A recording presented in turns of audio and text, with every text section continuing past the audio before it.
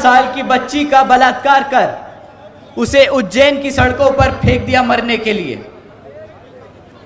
साथियों, ये सिर्फ कुछ घटनाएं हैं उन 16,900 में से जिनके आज भी परिवार उस दर्द से गुजर रहे हैं जिसका मैं दुख शब्दों में बयान नहीं कर सकता। बीजेपी की सरकार संविधान के हिसाब से नहीं, कुछ लोग, मनुवादी लोग जो इस तरह की सोच रखते हैं उनके हिसाब से चल रही है।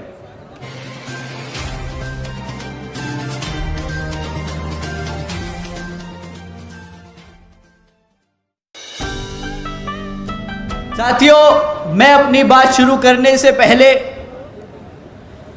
बाबा साहब डॉक्टर भीमराव अंबेडकर जी की एक बात बताना चाहूंगा।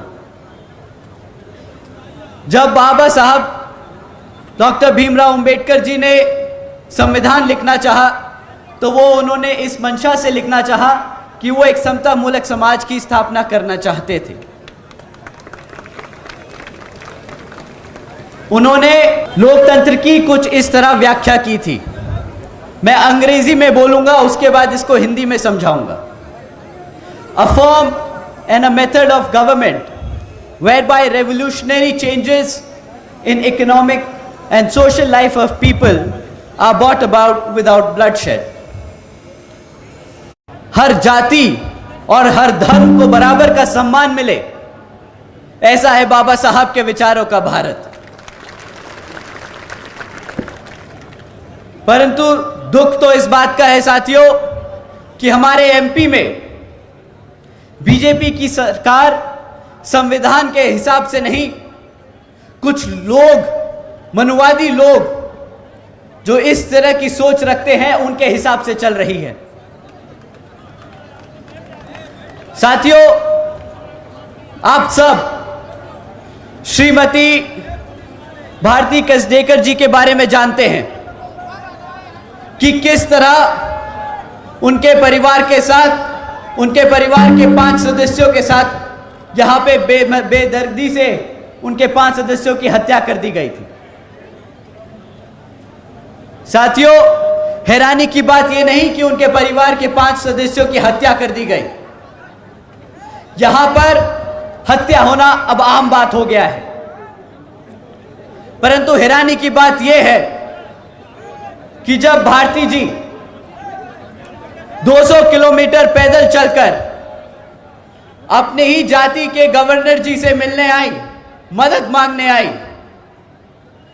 तो गवर्नर साहब ने उनसे मिलने से ही इनकार कर दिया। साथियों, इस मनुवादी सोच रखने वाली सरकार में लोग ऐसे हैं कि चाहे उनकी जात और धर्म आपसे मिलती हो, परंतु उनकी सोच आज भी उन मनुवादी लोगों की तरह है। साथियों, जिस सरकार में अपने ही समाज के लोग मदद करने से इनकार कर दे, वो सरकार के बारे में आप सब बखूबी जानते हैं। साथियों, आप लोगों ने रामजी लाल अहिरवार के बारे में भी सुना होगा कि किस तरह दो लोगों ने, दो मनुवादी सोच रखने वालों ने उनकी मार मार के, पीट पीट कर हत्या कर दी। और किस बात पर उनकी हत्या कर दी? इस बात पर कि उन्होंने उन्हें माचिस देने से इनकार कर दिया। साथियों, यह शासन है इस बीजेपी की सरकार का, जहां पर हमारे समाज बिल्कुल भी सुरक्षित नहीं। अभी 8-10 दिन पहले की बात है, आप सबने सुना होगा कि किस तरह एक 15 साल की बच्ची का बलात्कार कर उसे उज्जैन की सड़कों पर फेंक दिया मरने के लिए। साथियों, ये सिर्फ कुछ घटनाएं हैं उन 16,900 में से जिनके आज भी परिवार उस दर्द से गुजर रहे हैं जिसका मैं दुख शब्दों में बयान नहीं कर सकता। साथियों, इन कांग्रेस और बीजेपी वालों की अगर मैं दोनों शासनकाल के दिन मिला दूं तो हमारे समाज के खिलाफ अत्याचारों की घटनाओं के किस्से इनके शासनकाल के दिनों से भी ज्यादा हो जाएंगे। पर साथियों, अब समय आ गया है इन सब को उल्टा जवाब देने का।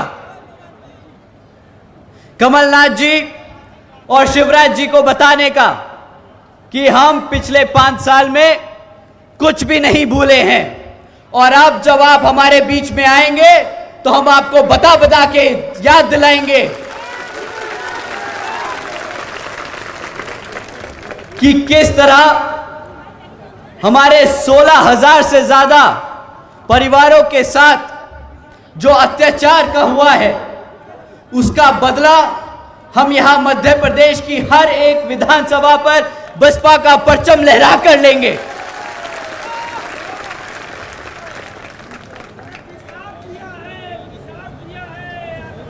साथियों, शिवराज जी ने वादा किया था बहुजन समाज को प्रतिनिधित्व देने का। साथियों, शिवराज जी ने वादा किया था हर वर्ष 10 लाख नौकरी देने का। उन्होंने वादा किया था कि हर सरकारी कॉलेजेस में मुफ्त शिक्षा देने का। पर आज यहां आप सबके बीच में खड़े होकर मैं पूछता हूं, इनमें से कितने वादे पूरे हुए?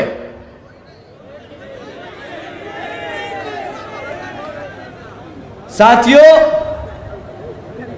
वादे तो पूरे करे नहीं, पर उन्होंने पिछले 2.5 साल में बहुत काम करा है, बहुत काम किया है, बहुत मेहनत करी उन्होंने।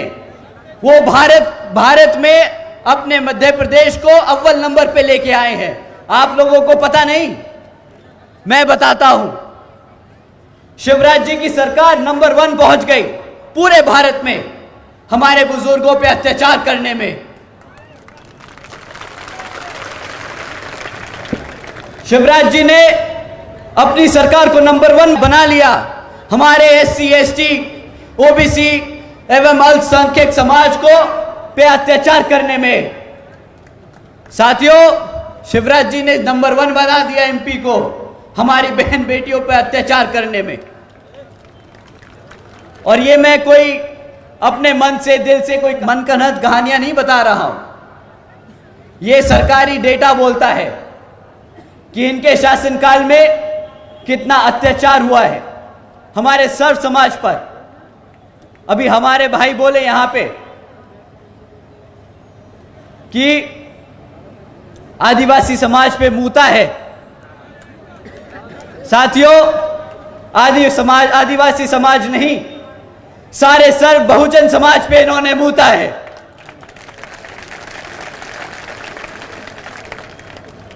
इसका जवाब अब आपको देना होगा। इस बारी जब ये आपके बीच में आए तो पूछना नहीं कि आपने क्या काम किया, पलट के बताना कि भाई साहब आप आए तो जरूर है, पर अब आपके जाने का समय आ गया है।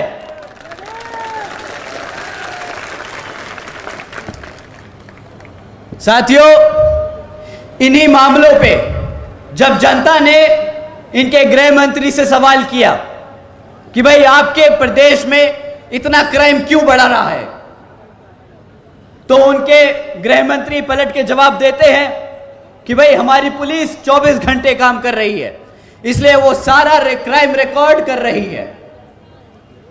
भाई, जब आपका गृह मंत्री, जब कोई ऐसा आदमी आपको पलट के ये जवाब दे कि भाई क्राइम इसलिए बढ़ रहा है कि क्योंकि हम सारे केस दर्ज कर रहे हैं, तो कभी कभार महसूस होता है कि ये हम पे हमारी सेवा नहीं कर रहा, हम पे एहसान कर रहा है। साथियों, या तो वो आदमी हम पर एहसान कर रहा है, या जो आदमी ऐसा जवाब दे वो बिल्कुल ही निहायत ही बेवकूफ और गधा आदमी है। क्यों? इसीलिए सरकार में बिठाया था आपको। आज जनता पूछेगी, चुनाव आ रहा है, पूछेगी